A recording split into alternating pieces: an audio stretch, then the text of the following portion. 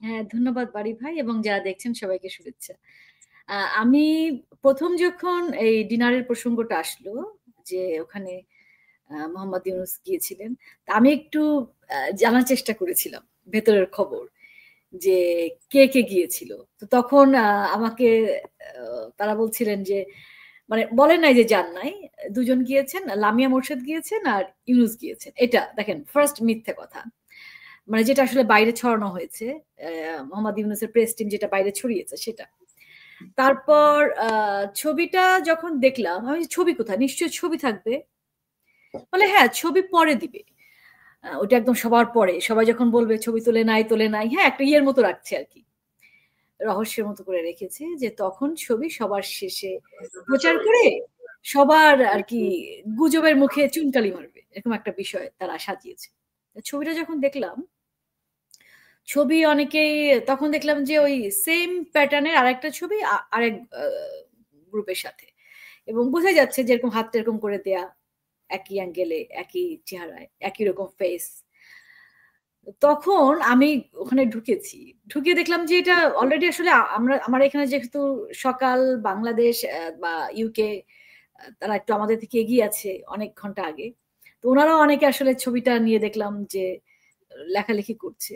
তো তা আসার আগে আমি এই যে অফিসিয়াল পেজে যে দেখি এবং জুম করে দেখলাম যে একদম সত্যি, আপনি নিজেও যদি ছবিটা দেখেন এবং ছবিটা একটু জুম করে দেখলে দেখবেন যে হাতের এই জায়গাটা, এটা এডিটটা ভালো হয়নি।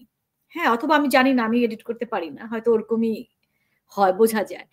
আর একটা বিষয় হচ্ছে, আপনি যদি ছবির ক্যাপশনটা খেয়াল করেন, ছবির ক্যাপশনে কি লিখেছে যে মানে মার্কিন president Donald Trump actually pose দিয়েছে ইউনুসের জন্য এভাবে। আপনি স্পর্ধাটা চিন্তা করেন, একে তো কত বড় মিথ্যাচার, মানে মিথ্যার উপর দিয়ে মিথ্যা। আর এটা তো আসলে মোহাম্মদ ইউনুসের আমরা প্রথম থেকে দেখে আসছি।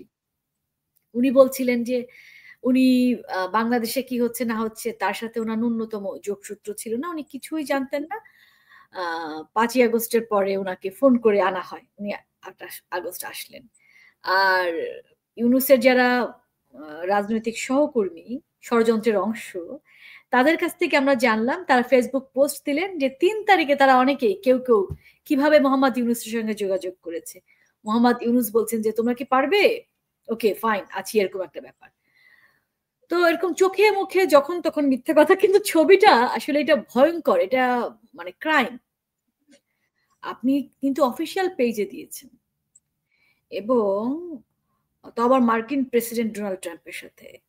তো যে মানুষটা, যেই মানুষের গ্রুপ আর কি যারা এই কাজটা করতে পারে, তারা কি করতে পারে না আপনি বলেন। মানে রাতকে দিন, দিনকে রাত, এটা তাদের জন্য কোনো ম্যাটারই না।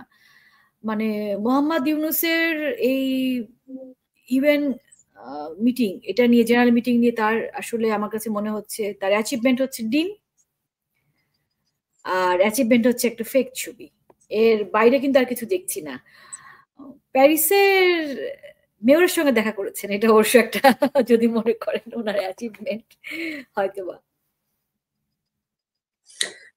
আপনি চিন্তা করেন এই যে ইউনুস সেন্টারে যে কাজ করবো, কালকে একটা আজকে মিডিয়াতে এসছে একটা ছবি, বিশ্ব নেতৃবৃন্দ ইউনুসের সঙ্গে দেখা করেছেন এবং তারা ইউনুসকে সমর্থন ঘোষণা করেছেন।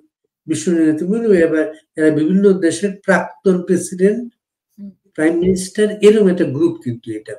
এবং এটা বুঝাই যাচ্ছে ইউনুস সেন্টারের একটা আয়োজন, এটা আয়োজন করেছে তারা। বা এই এই যে যেটা প্রেস যেটা ছাড়লো, আপনার মনে আছে কিনা জানি না, বা বাংলাদেশে যখন আপনার খুব ছোট ছিলেন, মনে থাকার কথা না, বাংলাদেশে সামরিক অভ্যুত্থান ঘটতো, তখন এটা নিউজ করা হতো সবসময়, অমুকদের স্বীকৃতি দিয়েছে, অমুকদের সমর্থন ঘোষণা করেছে, এরকম একটা আর কি।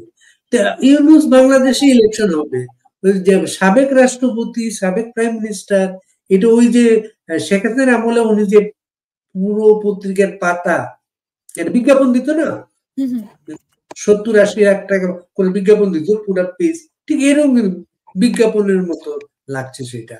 এবং এই পুরো তার লোকটা পুরো আয়োজনে এই ধরনের কিছু কভারেজ নেয়া, আমরা এই জাতিসংঘ অধিবেশনের আগে আমরা জানি ইউনুস লবিস্ট নিয়োগ করেছিল ট্রাম্পের সাথে সাক্ষাতের জন্য, সেটা হয় নাই, সেটা ট্রাম্পের সাথে সাক্ষাৎ, সাইডলাইন বৈঠক, সাক্ষাৎ কি সাইডলাইন বৈঠক হয় সেটা। অস্ট্রেলিয়ান প্রাইম মিনিস্টার পর্যন্ত যোগাযোগ করেছিল, অস্ট্রেলিয়ান প্রাইম মিনিস্টারকে সে এলাও করে নাই, আর ইউনুসকে সে এলাও করেছে। এইটা প্রমাণের কি, এটা প্রমাণ করতে পারলে কি হবে বাংলাদেশ? না, এটা তো অবশ্যই উচিত, এবং আমাদের সবার আসলে এই ছবিটা এবং এই যে ফেক মানে এই ধরনের ভয়ানক ঘটনা, ক্রাইম যে মোহাম্মদ ইউনুস করে চলেছে, এবং এটা যেহেতু সবার কাছে তথ্য প্রমাণ আছে, সবার উচিত যে হোয়াইট হাউসে এটা আসলে মেইল করে বিষয়টা জানানো, মানে দৃষ্টিগোচর করা, আর যার যার এক্স হ্যান্ডেলে অ্যাকচুয়ালি ট্যাগ করে করে বিষয়টা আসলে প্রচার করা উচিত। কারণ যে মানুষটা বা যে অফিস এরকম ঘটনা ঘটাতে পারে বাড়ি ভাই, তাহলে সে কি করতে পারে না। মানে অনেকে ওনাকে বলছেন যে প্যাথোলজিক্যাল লায়ার, আমি ওনাকে প্যাথোলজিক্যাল লায়ার বলি না, উনি আসলে প্যাথোলজিক্যাল লায়ার না, উনি একজন ভয়ঙ্কর ধুরন্ধর। প্যাথোলজিক্যাল লায়ার যে, সে কিন্তু ন্যাচারালি মিথ্যে বলে, সে বুঝেও না যে সে মিথ্যা বলছে, তাই না, কন্টিনিউসলি বলে। বাট ইউনুস মোটেও তা না, ইউনুস হচ্ছে একদম ভয়ঙ্কর ধুরন্ধর একটা ব্যক্তি, খুবই অসৎ মানুষ, এবং নিজেকে ছাড়া পৃথিবীর আর কাউকে সে বোঝে না। এটার হয়তো বা সাইকোলজিস্টরা কোনো টার্ম বলবেন, কোনো নাম হয়তো আছে, আমি জানি না। এবং মানে শুধু মিথ্যা যদি ভালোর জন্য হতো যে সেটা ঠিক আছে, একসেপ্টেবল হয়তো বা কোনো কোনো ক্ষেত্রে, উনি তো মানে একটার পর একটা ক্ষতি করে চলেছেন। এবং এই ক্ষতির হাত থেকে আপনারা বলবেন যে আমাদের কি দরকার মার্কিন যুক্তরাষ্ট্রের প্রেসিডেন্টকে কেন আমরা জানাবো, সে তার সাথে আমাদের কানেকশনটা কি? কানেকশনটা হচ্ছে এই ছবির কানেকশন দিয়েই তো আমরা অ্যাটলিস্ট জানাতে পারি। কারণ এই মুহূর্তে আমাদেরকে উদ্ধার করবার জন্য, আমাদের জনগণের পাশে দাঁড়ানোর জন্য আমাদের কিন্তু বিশ্ব নেতৃবৃন্দকে আহ্বান জানানো উচিত, এবং তাদেরকে আমাদের পাশে পেলে আমাদের জন্য এই কাজটা অনেক বেশি আরো আমার মনে হয় যে সহজ হয়ে যাবে। সেই কারণে ওনাদেরকে জানানো উচিত, শুধুমাত্র ওনাকে না। মানে এটা একটা এক্সাম্পল যে যদি যে মানুষ মার্কিন প্রেসিডেন্টের সাথে ছবিটাকে এডিট করতে পারে, সেখানে নিজেকে ঢুকিয়ে দিতে পারে, সে পারে না এমন কোনো কিছু নাই। সো এটা বাকি যারা আছেন অন্যান্য কান্ট্রির বা আমাদের যত সংগঠন আছে, আন্তর্জাতিক সংগঠন আছেন, তাদেরকে জানানো উচিত, যত অফিস যত সংস্থা যা কিছু আছে। কারণটা কি, ওনাকে আমরা তো আসলে আমরা কোনো রিসার্চ টিম নিয়ে কিন্তু বসি নাই, সোশ্যাল মিডিয়াতে ছবি দেখে জুম করে বের করে ফেলেছে সবাই, তাই না? তো এই একটা জাস্ট ছবি, এই ছবি যদি আমরা এরকম জোচ্চুরি, এরকম ফ্রড আমরা একটা বের করতে পারি, তাহলে তার যে অ্যাক্টিভিটিস ওইটা নিয়ে যদি আমরা স্টাডি করি, ওইটা নিয়ে যদি কোনো এক একটা প্রতিটা কাজের পেছনে যদি এক একজন লেগে থাকে, তাহলে কত বড় বড় প্রতারণা বের হবে বাড়ি ভাই, আপনি চিন্তা করেন। এবং ইদানিং কিন্তু খুব শুনছিলাম যে যে চুরির মহোৎসব শুরু হয়েছে বাংলাদেশে, যে ঘুষের মহোৎসব শুরু হয়েছে। মোহাম্মদ ইউনূসের যে জনপ্রশাসন সচিব যাকে নিয়োগ দেওয়া হয়েছিল, নাম বোধহয় মোখলেসুর রহমান, আমি যদি ভুল না করে থাকি, যাকে অনেক আগে কিন্তু এবং দুর্নীতির দায় যাকে চাকরি থেকে বরখাস্ত করা হয়েছিল বা আর্লি রিটায়ারমেন্টে দেওয়া হয়েছিল, এরকম একটা কিছু। এবং সে কি করেছে, সে ডিসি নিয়োগে আমার বেশি লাগবে না, 5 কোটি হলেই চলবে। হ্যাঁ, এগুলো কিন্তু এখন বের হচ্ছে। তো অন্যরা বলছেন যে না, আপনাকে তো 10 কোটি করে দেওয়া হচ্ছে। ওকে, আমার টাকা পয়সার প্রতি বেশি লোভ নাই। দেখেন বিষয়টা, তাকে আবার সরিয়ে দেওয়া হয়েছে, এবং সেখানে আসিফ নজরুলের সম্পৃক্ততা, আসিফের সম্পৃক্ততা, মানে পুরো প্রশাসন, মানে টপ টু বটম প্রত্যেকে কিন্তু দুর্নীতিতে একদম নিমজ্জিত, শুধুমাত্র দেশীয় ভাবে না, দেশের। এবং দেখেন মোহাম্মদ ইউনূস কিন্তু 1 টাকাও ট্যাক্স দেয় না, কর দেয় না। 1 টাকা কর ট্যাক্স না দিয়ে এই যে আপনার জাতিসংঘে যে প্রমোদ ভ্রমণে তারা আসলেন, সেটার পেছনে আমাদের কিন্তু 700 কোটি টাকা গেছে। এ টাকা কিন্তু আমিও দিই, আমার পরিবার দেয়, আমার আত্মীয় স্বজন দেয়, আমার বন্ধুরা দেয়, পুরো দেশবাসী কিন্তু আমরা টাকা দিই, ট্যাক্স দিই। আমরা যারা ট্যাক্স দিই, আমাদের টাকাতে 700 কোটি টাকা। 104 জন লোক নিয়ে উনি ভ্রমণ করেছেন। হয়তো বলবেন যে মানে বিগত সরকারের সময় তো বহর অনেক বড় থাকতো। আপনাকে একটু জানতে হবে, তারা কিন্তু সবাই নিজের টাকায়, যারা ব্যবসায়ী থাকতেন, আমি যেহেতু মিনিস্ট্রির কাজে যুক্ত ছিলাম, সো এটা আমি একদম দায়িত্ব নিয়ে বলছি, ওনার পরিবারে যারা এসেছেন তারা প্রত্যেকে নিজের টাকা এসেছেন, তারা কিন্তু সরকারি টাকা আসেননি। তারা কিন্তু সরকারের আমাদের যে হোটেল ঠিক করে দিতাম সেখানে তারা থাকেননি। তো এই বিষয়গুলো আপনি দেখেন, যেখানে যাচ্ছে দুটো মেয়েকে নিয়ে যাচ্ছে, যেখানেই যাচ্ছে, মানে কোনো লজ্জা নাই। আমরা এইসব মানে বসে বসে দেখছি, আমাদেরকে বাড়িতে এসে এসে খুন করে ফেলা হচ্ছে। আজকে আপনি দেখবেন যে এখানে একটা বাচ্চার লাশ, কালকে ওখানে লাশ। 6 বছর 3 বছরের বাচ্চা থেকে শুরু করে 80-90 বছরের বৃদ্ধারা পর্যন্ত রেপ হচ্ছে। আপনি তো কোনো দিক দিয়ে আপনি শান্তিতে রাখছেন না। আপনি আমার টাকা চুরি করছেন, আপনি আমার জানমালের নিরাপত্তা দিচ্ছেন না, বরং আপনার বাহিনী আমাকে এসে বাড়িতে এসে খুন করে নিয়ে যাচ্ছে, কিন্তু খুন করে ফেলছে। আপনি আমার ঘর লুট করছেন, আপনি আমার চাকরি খেয়ে ফেলছেন। 26 লক্ষ অলরেডি 1 বছরে তার চাকরি থেকে তাদেরকে বের করে দিয়েছে। আপনি আমার কল কারখানা থাকলে সেটা আপনি পুড়িয়ে দিচ্ছেন, জ্বালিয়ে দিচ্ছেন। সমস্ত কিছু করার পরে মানুষ কি চুপচাপ করে সহ্য করবে কি? মানে নিজের জীবনটা এখনো যারা বেঁচে আছেন তাদের জীবনটা দিয়ে দেওয়ার জন্য অকাতরে।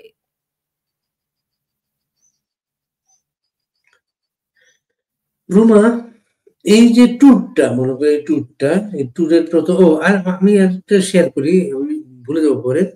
বাংলাদেশ থেকে বিখ্যাত একজন ফটো সাংবাদিক আমাদের জানিয়েছেন, দ্রিকের শহীদুল আলম আছেন কিন্তু নিউ ইয়র্কে, তাকে আমরা কোথাও ছবিতে দেখছি না। শুধু সে না, ওনারা হয়তো কোনো কাজ করছেন। আমরা এই প্রেস উইং এর তো 5 জনই চলে এসেছেন, 5 জনই। 5 জনের 2 জনকে কিন্তু আমরা কেউ দেখিনি। অপূর্ব জাহাঙ্গীর কোথায় আছে কেউ জানে না।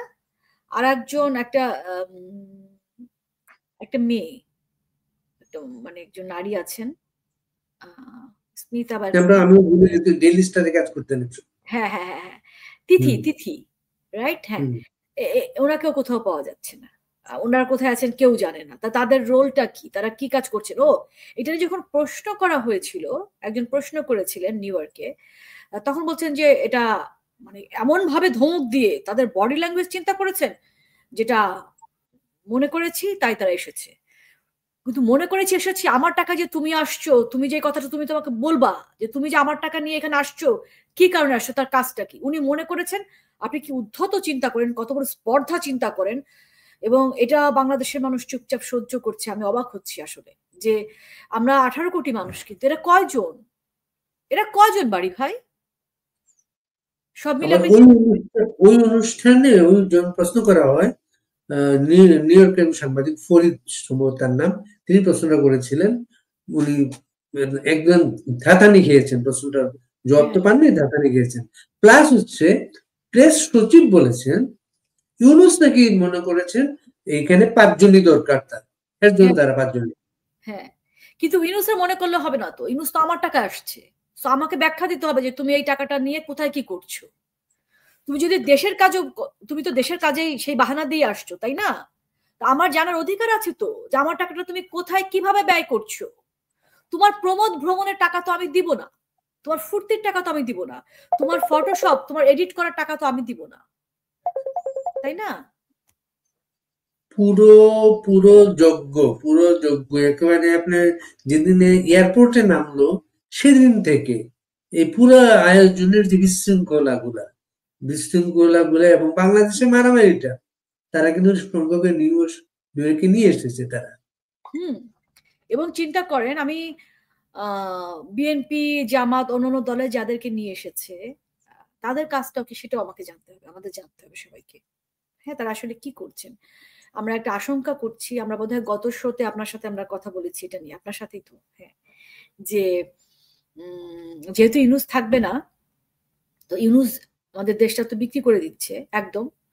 সো দেশ বিক্রি করে অন্যদেরকে নিয়ে এসছে এই কারণেই যে এরপরে কারা কন্টিনিউ করবে সেটাও অলরেডি ফিক্স তারা করে ফেলেছে, যে তারা যেন এটা কন্টিনিউ করে, মানে এই যে দেশ বিক্রির যে প্রক্রিয়া, এটা যেন কন্টিনিউ করে, এইটার জন্য এসেছে। এরকম একটা মিটিং দেখলাম, যেটা ছবি সোশ্যাল মিডিয়াতে আসছে।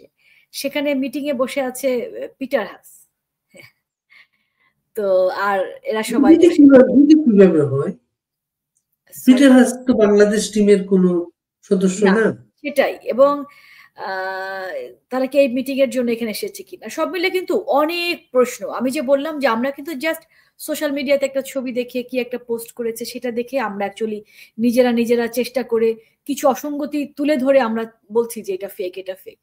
আমাদের ওনার প্রতিটা অ্যাক্টিভিটিস যা কিছু হচ্ছে, একটু বড় টিম করে, আসলে বড় টিমও না, যারা এই ব্যবসায় বিষয়ে বিশেষজ্ঞ বা কাজ করবেন, প্রতিটা অ্যাক্টিভিটিস এর পেছনে এরকম 8-10 জন করে করে যদি আমরা স্টাডি করি, তাহলে কিন্তু সমস্ত ফাঁকি আমরা আসলে ধরে ফেলবো।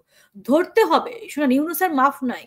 সে যদি মারাও যায়, ধরেন মানুষ তো মারা যাবেই, মারা গেলেও তার কিন্তু বিচার হতে হবে, মানে এটার কোনো মাফ নাই। উনি যা করে রেখে গেল বাংলাদেশকে, উনি যা করে দিয়েছে বাংলাদেশকে, মানে উনিকে যতই আপনারা পাপেট বলেন, পুতুল বলেন, উনি তো সে পুতুল হয়েছে, উনি তো সে পাপেট হয়েছে। এবং ইউনিসের যে প্রিভিয়াস তার যে হিস্ট্রি, তার যে ক্যারেক্টার, তাতে উনি কখনো কোনো ভালো কাজ করেননি। কাজেই উনাকে কেউ জোর করে বন্দুক ঠেকিয়ে পাপেট বানান নাই, ওনাকে কেউ বন্দুক ঠেকিয়ে পুতুল হতে বাধ্য করেন নাই। উনি হয়েছেন, উনি হওয়ার পিছনে উনি আমরা জানি টাকা পয়সা সবকিছু মিলে মানে একটা আপাদমস্তক একটা নষ্ট মানুষ, একটা জঘন্য মানুষ, আপাদমস্তক মানুষের একটা বিষয় ভালো থাকে, একটা কিছু ভালো থাকে, মানে আপনি দেখবেন না যে ওনার কোনোদিনও কোনো কিছু একটা পজিটিভ কাজ যেটা মানুষের কাজে লেগেছে। এই যে ক্ষুদ্র ঋণ দিয়ে উনি গরিবকে শোষণ করে আজকে উনি টাকার পাহাড় বানিয়েছে, শুধুমাত্র গরিবের পয়সা চুষে চুষে।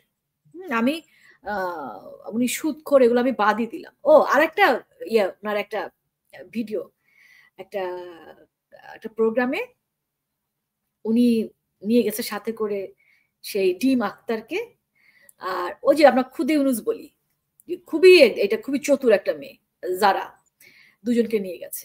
তো সেখানে উনি পরে হাসতে হাসতে বলছেন একটা প্রোগ্রামে যে আমি নাকি তালেবান করে ফেলেছি দেশে, এই দেখো আমার তো দাড়ি নাই। হ্যাঁ, তার মানে কি দেখেন দুটো বিষয়, ওখানে কিন্তু আক্তার বর্ষা সে দাড়ি তো আসলে অনেকেই রাখেন, শখ করেও রাখেন, বা মোহাম্মদ সাল্লাল্লাহু আলাইহি ওয়াসাল্লামের সুন্নাত সেটাকে অনুসরণ করে রাখেন। উনি তালেবান দাড়ি নাই, তার মানে হচ্ছে দাড়ি যারা রাখছেন তারা তালেবান, উনি কিন্তু বলে ফেলছেন। আক্তার কিন্তু সেখানে দাঁড়ানো, মানে এটাকেও দেখেন মানুষের এই যে পছন্দ, এই যে শেমিং করাটা, এই যে বডি শেমিং করা, সেটাও কিন্তু উনি করে ফেলছেন। মানে একটা কুরুচি সম্পন্ন মানুষ। অনেকে বলবেন যে সেন্স নেই, ওনার সব সেন্স আছে, সবকিছু উনি বোঝে, উনি বুঝে শুনেই করে। কারণ আমরা সবাই জানি যে উনি ধার্মিক নন, উনি নাস্তিক। তার নিয়ে আমাদের কোনো ওনার একেবারে ব্যক্তিগত পছন্দ, এটা নিয়ে আমার কোনো মাথা ব্যথা নাই। কিন্তু উনি যখন একজন নাস্তিক মানুষ হয়েও উনি ধর্মটাকে এভাবে ব্যবহার করছে, যারা ধর্মান্ধ তাদেরকে ব্যবহার করছে একটা দেশকে শেষ করে দিতে, আমাদের 18 কোটি 20 কোটি মানুষকে শেষ করে দিতে, তখন তো আমরা এটা নিয়ে কথা বলবোই। ওই অনুষ্ঠানে এই যে আক্তার, তার দাদির বয়সী একজন ভদ্র মহিলা, উনি হ্যান্ডশেক করতে চেয়েছিল, রাজি হয় নাই। হ্যাঁ, এই যে আসলে হ্যাঁ, এটাই হচ্ছে আক্তাররা। হ্যাঁ, এটা নিয়ে আবার অনেকে প্রশংসাও করছেন। কিন্তু আমরা আক্তারের আরো অনেক ছবি দেখেছি। কিছু ছবি আছে, আমার কাছেও আছে, যে উনি এরকম মানে হাত জড়িয়ে ধরেছেন একজন মহিলাকে, ও আছে। বা আক্তার আসলে যাদের সাথে কাজ করে, তো তুমি যদি তার সাথে হ্যান্ডশেক করতে রাজি না হও, তাহলে যারাদের সাথে তুমি রাজনীতি করছো কিভাবে? আপনি যদি মানেন, আপনি পুরোটা মানবেন। আপনি যদি কোরআন মেনে বাংলাদেশের স্বাধীনতা কায়েম করতে চান, তাহলে আপনাকে এখনই প্রতিটা যা কিছু হচ্ছে সবকিছু মানতে হবে। রাজনীতি কোনো আংশিক রঙিন ছবি না, রাজনীতি একটা সম্পূর্ণ রঙিন ছবি। সবকিছু মিলে আপনাকে সবকিছু মানতে হবে। আপনি শুধুমাত্র স্টেজে সবাইকে দেখানো যে আপনি হ্যান্ডশেক করছেন না, প্রথমত আপনি ওনাকে অসম্মান করলেন, বাংলাদেশকে অসম্মান করলেন। এবং এই যে আপনি দেখাচ্ছেন আপনি হ্যান্ডশেকটা করলেন না, এটা আন্তর্জাতিক মহলে যদি আপনি বলি, আপনি এক এক ধারে বলছেন যে তালেবান আপনি কায়েম করতে যাচ্ছেন না, তাহলে এটা তাহলে কি? আচ্ছা, তাহলে মোহাম্মদ ইউনুস যে দাড়ির সাথে তালেবানের একটা সম্পর্কের কথা বলেছে, এটা তাহলে আক্তারকে নির্দিষ্ট করে বলেছে। am I right? এবং আক্তার সেটা হ্যান্ডশেক না করে ইউনুসের সেই বক্তব্যটাকে ও কিন্তু আরো বেশি জোরালো করে দিয়েছে যে ওকে হ্যাঁ, ইউনুসের এই বক্তব্যটা, দাড়ি সম্পর্কিত বক্তব্যটা চিন্তা করে আওয়ামী লীগ আমলে যদি কেউ বলতো, এতক্ষণে বাংলাদেশের হুজুররা দেশটা কিন্তু গরম করে ফেলতো। প্রফেসর ইউনুস বলে তারা সহ্য করে এটা। আরেকটা ব্যাপার রুমা, এই যে আচ্ছা আপনি নিউ ইয়র্কে বাড়ি ভাই, এটা মাওলানারা না, এটা আমাদের আসলে প্রতিবাদ করা উচিত। এটা তো এই ধরনের কথা তুমি বলতে পারেন না। আমার বাবার মুখে তো দাঁড়িয়ে আছে, তার মানে কি আমার বাবা তালেবান? আমার পরিবারের অনেকেরই তো দাঁড়িয়ে আছে, আমার ছেলেটাও তো ছোট ছোট করে দাঁড়িয়ে রেখেছে, আমার ছেলে তালেবান? আপনার পরিবারের মধ্যে দাড়ি রাখেননি, নবীর সুন্নত কে সম্মান করে সেটা করেননি, অনেকে আছে না, তারা সবাই তালেবান? উনি তো এটা বলতে পারেন না। এটা শুধুমাত্র হুজুরদের বিষয় না, এটা আমাদের সবার বিষয়। এবং মোহাম্মদ ইউনুস নিজে তালেবান না, ঠিক আছে, বা ওই মতবাদ উনি বিশ্বাস করেন না, এটা আমি ব্যক্তিগতভাবে বিশ্বাস করি। কিন্তু উনি হচ্ছেন আপাদমস্তক একজন ভণ্ড, একজন নষ্ট মানুষ। তালেবানদের একটা আদর্শ আছে, সে আদর্শ নিয়ে তারা কিন্তু সেটা কায়েম করেছে। তারা সে শরিয়া আইন পালন করে সেই মোতাবেক তারা চলছে। ইউনূসের কি আছে? সে তো সেদিকেও নাই, তার কোনো আদর্শ নাই তো। ব্যবসায়ীদের আদর্শ থাকতে নেই, ব্যবসায়ীদের মূল বিষয় ব্যবসা করা, সেটাই আর কি। না, ব্যবসায়ীদের আদর্শ থাকে। সেও কিন্তু সব ব্যবসায়ী তো মানুষকে ঠকায় না, তাই না? তারাও এবং ব্যবসা করাও তো সুন্নত। সেখানেও কিন্তু তারা মানুষকে সাহায্য করে, দেখবেন আমাদের বড়, বড় রুমা, গতকালকে নিউ ইয়র্কের প্রটেস্টটা আপনি কিভাবে দেখেছেন? আমি কিন্তু বলেছিলাম বারবার করে যে শুধু আওয়ামী লীগের কথা আপনারা বলবেন না। ওখানে কিন্তু শুধু আওয়ামী লীগ ছিল না। শিল্পী ছিলেন, কবি ছিলেন, বুদ্ধিজীবী ছিলেন, সাহিত্যিক ছিলেন, ডক্টর ছিলেন, ইঞ্জিনিয়ার ছিলেন, বিশ্ববিদ্যালয়ের শিক্ষক ছিলেন, বিজ্ঞানী ছিলেন। কে ছিলেন না ওখানে?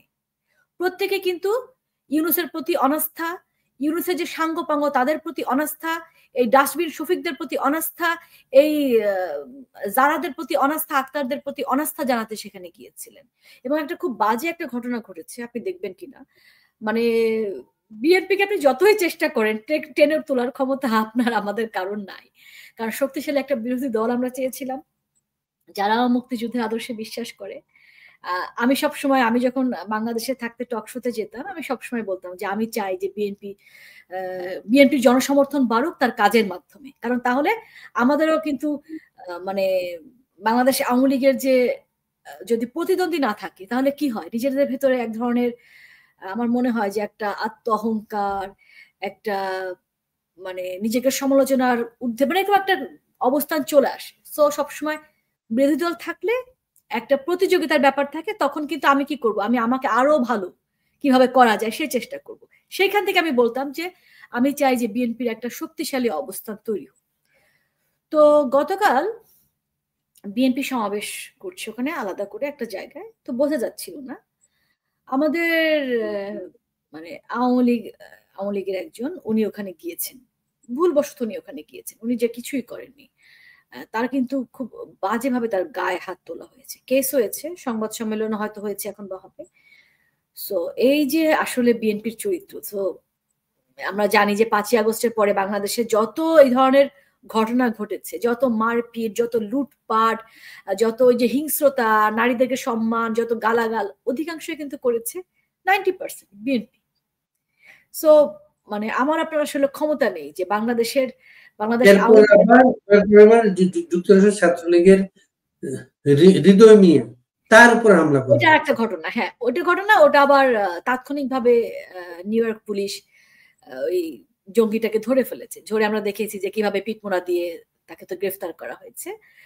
এবং এই যে এই ধরনের মানে চট করে যে গায়ে হাত তোলার একটা প্রবণতা, ধরেন আপনার সঙ্গে আমার কথা হচ্ছে না, এই যে আমরা যে কথা বলছি, আমাদের তো অনেক কথা কনফ্লিক্ট হতে পারে, বা আপনার সাথে আমার আমরা যখন টক শো করতাম আমরা একই সাথে করতাম না, তা আমরা কি একজন একজনকে অমনি ধরে মেরে দিব? মানে এই যে ভেতরে পশু প্রবৃত্তি, মানুষের ভেতরে দুই ধরনের প্রবৃত্তি থাকে, ন্যাচুরালি থাকে। একটাকে বলা হতো ফ্রেস্তীয় প্রবৃত্তি, মানে খুব ভালো, আর একটা হচ্ছে পশু প্রবৃত্তি।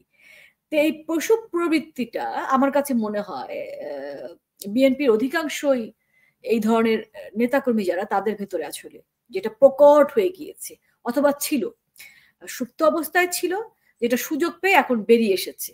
এবং এরাই হয়তোবা বিএনপি করে, না হলে বাংলাদেশে বিএনপি করার তো কারণ থাকবে। কোন গ্রুপ থেকে বিএনপির জন্ম, কোথা থেকে হয়েছে, সবকিছু মিলে যদি দেখেন বিএনপিতে ভালো মানুষ আছে অবশ্যই, সবাই মারামারি করে না, কিন্তু আমাদের আসলে চোখে প্রকট হয়ে দেখা দিচ্ছে কিন্তু এরা, আমরা যখন তখন মারতে দেখছি। প্রফেসর ইউনূস যাদেরকে নিয়ে এসেছেন তারা তাকে পুরস্কার দিচ্ছেন। যেমন বিএনপি মহাসচিব মির্জা ফখরুল বলেছেন তিনি জাতিসংঘের ভাষণে নির্বাচন সম্পর্কে শক্তিশালী বক্তব্য দিয়েছেন, মানে কনভিন্স ফেব্রুয়ারিতে ইলেকশন হচ্ছে। না, আমি আপনাদেরকে প্রথমেই বললাম যে ওনাদেরকে বিনা কারণে নিয়ে আসেনি, শুধু বডিগার্ড হিসেবে নিয়ে আসেনি। ওনাদেরকে নিয়ে এসেছে যে নেক্সট নির্বাচনে একটা পাতানো খেলা হবে, যে খেলায় এরপরে তুমি দায়িত্ব গ্রহণ করবে, এবং তুমি দায়িত্ব গ্রহণ করলে আমি তোমাদেরকে যা যা কিছু, ওই যে আমি তোমাদের কাছ থেকে যা কিছু নেব সেটা তুমি কন্টিনিউ করবা। এটা তো এখন পরিষ্কার।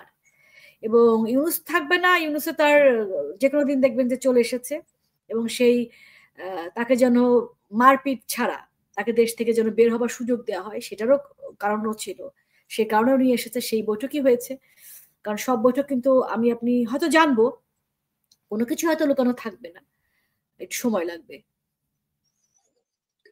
এবং জামাতে ইসলামীর যিনি এসেছেন তিনি নিউ ইয়র্কে মানে সংবর্ধনা বক্তব্যে বলেছেন ভারতের সাথে যে যুদ্ধ হবে সেই যুদ্ধে 50 লাখ যুবক অংশ নেবে।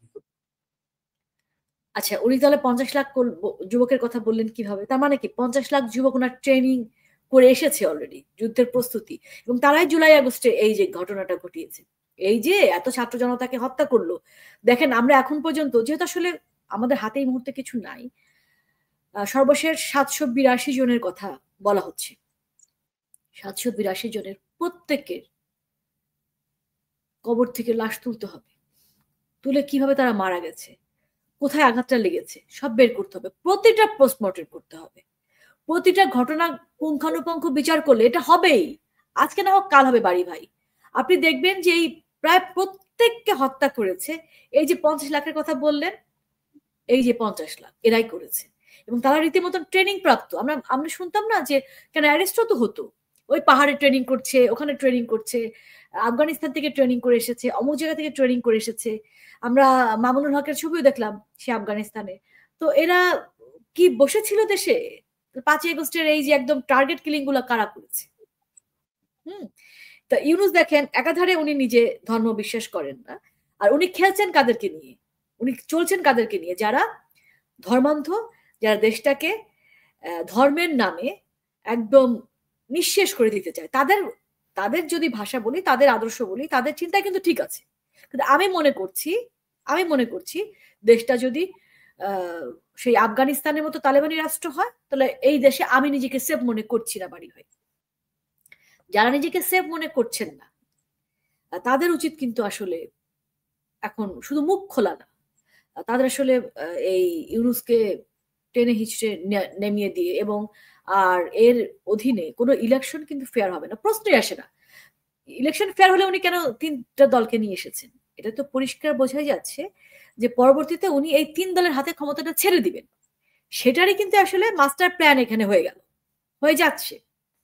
কার হাতে ছেড়ে দিবেন, কে কটা আসন পাবে, সব ফিক্স, যাতে ওনারা নিজেরা আবার মারামারিটা না করে, ভাগযোগ করে নিচ্ছে আর কি। নিউ ইয়র্কে হামলার শিকার যে ছাত্রলীগ নেতা হৃদয় মিয়া, ওকে আমরা আজকে এনেছিলাম। ওর কথায় বুঝতে পারলো যে এটা ছাত্রলীগের নেতাকর্মীরা শুধু দেশে না বিদেশেও নিরাপদ লাগে। আমার কাছেও হ্যাঁ এরকম আসে, কারণ যারা মানে এরকম খুন খারাপি করতে অভ্যস্ত, বা তারা সমস্ত কিছু প্রতিবাদ মানেই মনে করে হচ্ছে আপনাকে ধরে মেরে ফেলা, আপনার সঙ্গে যখন আমি যুক্তিতে পারবো না, আপনার সঙ্গে যখন আমি সততা হেরে যাব, সবকিছুতে হেরে যাব, তখন এই গোষ্ঠীর আসলে মানসিক অসুস্থ, মানে এটা মানে এর বাইরে কিছু ভাবতে পারে না। এরা খুন খারাপি করতে করতে এতটাই অভ্যস্ত হয়ে গেছে যে ওরা দেশে বলেন বিদেশে বলেন, যে যেমন ওখানে যদি নিউ ইয়র্ক না হয়ে অন্য কোথাও হতো, আপনার কি মনে হয় যে শুধু ঘুষি মেরে ছেড়ে দিত? না। এবং এটা যদি নিউ ইয়র্ক না হয়ে অন্য কোথাও হতো, জেডাই রাসেলের সঙ্গে যেটা করা হয়েছে, ওইটা শুধুমাত্র কিল ঘুষি বা ওরকম মারপিট করে ছেড়ে দিত? না, তাই না? তখন সেই টার্গেট ক্লিন করতো, বা যেটা করেছে পুড়িয়ে মেরে ফেলতো, যেটা ওরা তো পুড়িয়ে মারতে অভ্যস্ত। পুলিশদেরকে যে মেরে মেরে ঝুলিয়ে রেখেছে, আমরা গাজীপুরের যে মেয়র, তার যে সহকারী ছিলেন, তাকে যে মেরে ঝুলিয়ে রেখেছিল, তারপর আমরা আমাদের সৈয়দ আশরাফের বাসার যিনি কেয়ারটেকার ছিলেন, তাকে মেরে তারপর তার পরিবার, তো আমরা জানি যে আগুন দিয়ে পুড়িয়ে পুরো বাড়িটা পুড়িয়ে দেওয়া হয়েছিল, অনেককে তোমরা পুড়িয়ে ওনারা মেরেছে। তো সব জায়গায় যে শুধু জামাতের 50 লাখ ছিল তা কিন্তু না, এখানে বিএনপির সম্পৃক্ততা আছে, ছিল, আমরা তো দেখেছি, প্রমাণও পেয়েছে। বিএনপি এরকম কিছু পেলেই অনেকে হয়তো বা লুটপাট করলে তখন সে কি করছে, দল থেকে সাময়িক বহিষ্কার করে দিচ্ছে। এই বহিষ্কার না বাড়ি ভাই, এরা হচ্ছে আপাতত মানুষের চোখে ধুলো দিচ্ছে। ফিরে আসে, সবাই ফিরে এসেছে কিন্তু। হ্যাঁ, এই তিন দলের আসলে একটা জোট, এরা আসলে নামে এখন তিন দল, জামাত শিবির বলেন, এনসিপি বলেন, বিএনপি বলেন, এরা বাংলাদেশটাকে ভাগ করে দিচ্ছে, বাংলাদেশটাকে সেল করে দিচ্ছে, সেই মানে যারা বিক্রি করে দিচ্ছে সেই পার্টনার কে কত ভাগ নেবে, বেনিফিট কে কতটুকুন হবে। তো মেইন আসলে ইউনুস ছিলেন সামনে, ইউনুস এখন এদেরকে তার তিন ভাইকে মোটামুটি ডিস্ট্রিবিউট করে দিচ্ছে। আজকে ঢাকায় একটা লাইব্রেরি ভেঙে ফেলা হয়েছে ঢাকায়, অভিযোগ বলা হয়েছে যে এখানে স্বৈরাচারের দোসররা এখানে পড়তে আসে, এজন্য লাইব্রেরি ভেঙে ফেলা হয়েছে। তো স্বৈরাচারের দোসররা প্রতি শুক্রবারে কিন্তু জুম্মার নামাজে যায়, জুম্মার নামাজের পরে মিছিল বের করে এরা, কিন্তু মসজিদ গুলা কি ভাঙতে হবে তাহলে? মানে আমি এদের কাছে তো মসজিদ তো এদের শো পিস, মসজিদ তো এরা ব্যবহার করে। যদি সে প্রকৃত অর্থে, আপনি যদি ইসলাম ধর্মটা মানেন, প্রকৃত অর্থে যদি আপনি কোনো ধর্ম বিশ্বাস করেন, আপনার তো এই ধরনের অধর্মের কাজ করার কথা না প্রতিনিয়ত। এদের কাছে ধর্মটা তো ব্যবসা, কাজে এরা যখন মসজিদকে যেভাবে ব্যবহার করবার প্রয়োজন তখন তারা মসজিদকে সেভাবে ব্যবহার করবে। তাদের অনেক গোপন মিটিং সলা পরামর্শ তো মসজিদে হয়েছে বলে আমরা শুনেছি, সেখানে নিরাপদ মনে করে সেখানে বসে করেছে, সেখানে বসে খুনের প্ল্যান করেনি, তো সেটা কিভাবে করেছে? মসজিদে ধর্ষণ হয়নি বাড়ি ভাই? অসংখ্য ধর্ষণ হয়নি মসজিদে? কিভাবে হয়েছে? হ্যাঁ, শুধু ধর্ষণ না, লাশ পাওয়া গিয়েছে বাচ্চা বাচ্চা মেয়েদেরকে, সেটা কিভাবে করেছে তাহলে? তার মানে কি মসজিদটাকে সে কি আসলে যেটা মুখে বলে সেটা মনে প্রাণে বিশ্বাস করে? করে না তো। তো এখন আমাদের দেশের মানুষ আসলে আমরা তো বাইরে, আমি আছি বাইরে, আপনি আছেন বাইরে, বহু কষ্টে দেশটা এই পর্যায়ে চলে এসেছিল, এবং আমি ফিরে যেতে চাই, আমার দেশে ফিরে যেতে চাই বলে আমি এত কথা বলি, যে এমন অবস্থা যদি চলে যায় আমরা কিন্তু চাইলেও আর ফেরাতে পারবো না, খুব কষ্ট হবে। এখনো সময় আছে, তুলনামূলকভাবে কম রক্তপাত হবে এখন, এবং আমরা যদি এই ইউনুসের মুখোশটা বাইরের সবার কাছে তুলে ধরি, তাহলে আমার কাছে মনে হয় যে আমরা দেশটা ফিরে পেতে পারি। এই পরিস্থিতিতে আমাদের মনে হয় সবারই ঐক্যবদ্ধ হওয়া উচিত, মানে কোনো পক্ষ বিপক্ষ না, বাংলাদেশের পক্ষ নাকি বিপক্ষ, কোনো আওয়ামী লীগের পতাকা তলে কার আসতে হবে না, বাংলাদেশের পক্ষে আসেন, বাংলাদেশের পক্ষে আসেন, দেশটাকে শত্রুমুক্ত করি। দেশটাকে শত্রুমুক্ত করার পরে আপনারা চাইলে একটা ফেয়ার ইলেকশন হোক, যে ক্ষমতা আসবে সে আসবে, ব্যাস। রুমা, আমরা শেষ করার আগে একটা কথা বলতেই হবে, নিউজ ফিড গুলা এই মুহূর্তে লাভ একটা উইশ, শুভ জন্মদিন, শেখ হাসিনার জন্মদিন। আমি এখন তো উনি মানে সরকারে নাই, কিন্তু এত মানুষ তাকে উইশ করছে, আপনি কিভাবে, আপনার অনেক আমাদের এখন সময় হয়নি, আরো কয়েক ঘন্টা বাকি। মাননীয় প্রধানমন্ত্রী জননেত্রী শেখ হাসিনা আমাদের একমাত্র বাতিঘর, এবং উনার আলোতেই আমরা এত বছর বাংলাদেশটাকে এই পর্যায়ে নিয়ে গিয়েছি, এবং আমরা ওনার দেখানো আলোতে আসলে পথ চলি। ওনার সুস্বাস্থ্য কামনা করি, উনি যদি সুস্থ থাকেন। আপনার শৈশব থেকে কিভাবে শেখ হাসিনাকে প্রথম চেনেন আপনি, একটু শেয়ার করেন। প্রথম আমি যখন ওনাকে দেখেছি সেটা হচ্ছে উনি যখন প্রথম বাংলাদেশে এসেছেন, তখন আসলে আমি খুবই ছোট, আমি আমার বাবার কাঁধে চড়ে আসলে ওনাকে দেখেছি ফার্স্ট, এবং তারপর আমার বয়স যখন বোধহয় 6-7 হবে, এরকম হবে, তখন হচ্ছে ফার্স্ট সামনাসামনি আমরা কথা বলি। ফার্স্ট যখন কথা হয় তখন আমার মনে আছে আমার মা আমার এখানে একটা কপালে টিপ, কালো টিপ, বড় একটা টিপ, ঢাকায় না আপনাদের? না, আমাদের ওখানেই। তো উনি তখন আমাদের বাসায় আসেননি, তার আগে আমাদের বাসায় এসেছেন, বাট তখন ভিড়ে আমি ওনার সঙ্গে কথা বলতে পারিনি, বাসায় অনেক ভিড় ছিল। তো তারপরের বার উনি এরকম ডাক বাংলাতে এসছেন, তা আমি ওখানে গিয়েছি, তো আমি বললাম যে তুমি করে বলতাম, তুমি চলো বাসায়, চলো, এখানে অনেক ভিড়। বলে যে এখানে তো তোমার বাসায় তো অনেক ভিড় হয়, দেখো না, তোমার বাসায় গেলেও তো সব লোকজন ভরে যায়। তখন আমি বলেছিলাম, উনি এখন বলেন এই গল্পটা করেন, যে আমি লাঠি নিয়ে দরজায় দাঁড়িয়ে থাকবো, তোমার কাছে কাউকে আমি ঘেঁষতে দিব না, সো তুমি ওখানে যে রেস্ট নিবা। তো উনি খুব হাসছিলেন, তখন আমি 3-তে পড়ি বোধহয়, হ্যাঁ 3-4-এ পড়ি, 3-4-এ পড়ি, বা আরো ছোট, আমি মনে করতে পারছি না।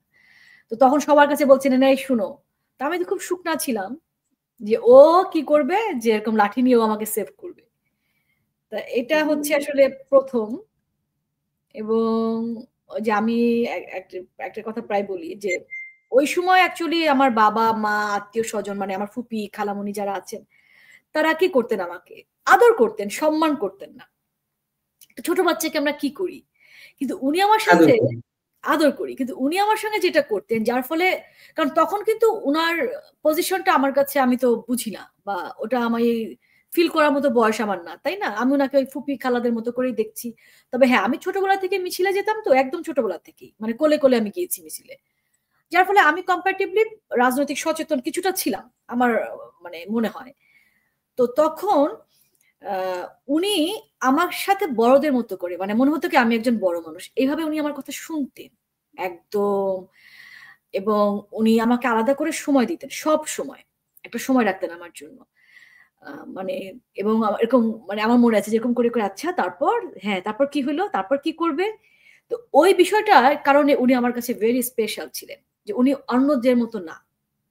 মানে উনি আমাকে শুধু আদর করেন না, উনি আমাকে একজন মানুষের মতন সম্মান করেন। একটা মানুষকে আমরা একজন পূর্ণবয়স্ক মানুষকে যেভাবে আমরা ট্রিট করি, উনি আমাকে ঠিক সেইভাবে ট্রিট করতেন। মানে উনার কারণেই মানে আমি উনার কর্মীর বাইরে আর কেউ না। এর বাইরে আসলে আমার আর কোনো মানে অস্তিত্ব নেই। এই কারণেই মনে হয় বাড়ি ভাই জীবনে দুর্নীতি করতে পারিনি, পারবো না। এই কারণে বাড়ি ভাই কখনো এমন কোনো ভুল করিনি যেটাকে অপরাধ বলা যাবে, এবং করতে পারবো না। সচেতনভাবে আমি কোনোদিনও কোনো দুর্নীতি করতে পারবো না। আমি তো কোনো টাকার পাহাড় গড়তে পারিনি। আমি তো ব্যবসা বাণিজ্য করিনি। আমাকে কেউ বলতে পারবে না আমি কোনোদিন কোনো তদবির বাণিজ্য করেছি। আমি তো প্রকাশ্যে বলছি, কেউ প্রমাণ থাকলে আমাকে দিক। কখনোই করিনি। আমি আমার ব্যক্তি জীবনে বলেন, আমার প্রফেশনাল জীবনে বলেন, রাজনৈতিক জীবনে বলেন, এমন কোনো ভুল করিনি যাকে অপরাধ বলা যায়। সেটা অ্যাকচুয়ালি শেখ হাসিনার কর্মী বলি সম্ভব হয়েছে। মানে আমি বললাম না যে উনার বাইরে উনি প্রচুর গল্প করতেন। একবার আমাকে ৯১ সালে যখন আমি বড় হয়ে গিয়েছি, 10 এ পড়ি। আমাদের ওখান থেকে আমাকে তুলে নিয়ে টুঙ্গিপাড়া যাচ্ছেন গাড়িতে। তো লম্বা রাস্তা, তো তখন রাস্তা অনেক খারাপ ছিল। তো আমি ছিলাম, উনি ছিলেন, আর চিটাগাংয়ের আখতারুজ্জামান বাবু চাচা, আমরা একসাথে বসেছিলাম। তো পুরো রাস্তায় উনাকে আমি দেখেছি যে উনি মানুষের সাথে কিভাবে ট্রিট করছেন। একদম গাড়ির গ্লাস খুলে খুলে প্রত্যেকের সাথে কথা বলছেন। যখন গোপালগঞ্জ শহরে গেলাম তখন দেখি অনেকের নাম জানেন, রিক্সাওয়ালার আপা আসসালামু আলাইকুম, মানে আমার মনে আছে একজন হকার এসে কথা বললেন, দেখি অনেকের নাম জানেন। ওনার বাড়িতে ওনার সাথে আমি অনেকক্ষণ ছিলাম। সেখানে উনাকে আমি দেখেছি প্রচুর বই নিয়ে গিয়েছিলেন সাথে, প্রচুর বই। উনি কয়েকদিন ছিলেন তখন টুঙ্গিপাড়াতে ইলেকশনের পর পর। তো সেই উনাকে মানে উনাকে আমি আদর্শিকভাবে যেটা দেখেছি, উনার সততা, উনার ন্যায়পরায়ণতা, উনার আচরণ, উনাকে বাংলাদেশের মানুষের পালস বুঝবার যে ক্ষমতাটা, মানে উনার ভেতরে যে আমি বলবো যে ইমোশনাল ইন্টেলিজেন্স, সেটা অ্যাকচুয়ালি অনেক হাই বাড়ি ভাই। আইকিউ এবং ইমোশনাল ইন্টেলিজেন্স দুটো মিলে আজকে শেখ হাসিনা, এবং আমরা আসলে চরম ভুল করেছেন। বাংলাদেশের মানুষ যে ভুলটা করেছেন তাকে ফেরত দিচ্ছেন, এবং আমরা ওনাকে সসম্মানে ওনার পজিশনে আবার বসিয়ে আমরা সেই ভুলের খেসারত দিতে চাই। মাননীয় প্রধানমন্ত্রী, আপনাকে জন্মদিনের অনেক অনেক শুভেচ্ছা। উনার সুস্থ এবং জীবন আসলে কামনা করি। উনি সুস্থ থাকলেই অ্যাকচুয়ালি আমরা সব ফিরে পাবো। অনেক ধন্যবাদ রুমা। আপনার গল্প শুনতে শুনতে অনেক দর্শকের মনে প্রশ্ন তৈরি হয়েছিল, যেটা আপনি বলেন নাই এখানে। আপনি গোপালগঞ্জের মেয়ে, এর জন্য শৈশব থেকে এই সম্পৃক্তি, এবং আপনি এই যে না হ্যাঁ, বললেন আমি আসলে বলি তাহলে, হ্যাঁ আমি গোপালগঞ্জের, আমার বাবা আসলে আওয়ামী লীগের, আমি যখন ছোট তখন উনি বোধহয় ভাইস প্রেসিডেন্ট ছিলেন এরকম কিছু। তো যেহেতু তখন আমাদের উপজেলা হচ্ছে মুকসুদপুরে, তখন হুসেন মোহাম্মদ এরশাদ ক্ষমতায়, যার ফলে অবস্থা খুব একটা ভালো ছিল না। গোপালগঞ্জেও সবাইকে খুব স্ট্রাগল করতে হতো। তখন উনি আমাদের বাসায় আসতেন আর কি, যখন ওখানে যেতেন। তো সেখানে আমার সাথে আসলে ওনার সম্পর্কে শুরু। এবং এই রুমা সর্বশেষ ছিলেন ওয়াশিংটনে বাংলাদেশের বাংলাদেশ দূতাবাসের পলিটিক্যাল কাউন্সিলর ছিলেন। দূতাবাসে এই 5 আগস্টের ঝড়ে রুমা চাকরি এবং দেশ দুটোই হারিয়েছে। আমি আসলে মূলত বিশ্ববিদ্যালয়ের শিক্ষক, এখানে আমি ডেপুটেশনে এসেছিলাম। ভালো থাকবেন রুমা, আবার শুভ জন্মদিন শেখ হাসিনা। যারা তাকে জন্মদিন শুভেচ্ছা জানাচ্ছেন তাদের সবাই কৃতজ্ঞতা।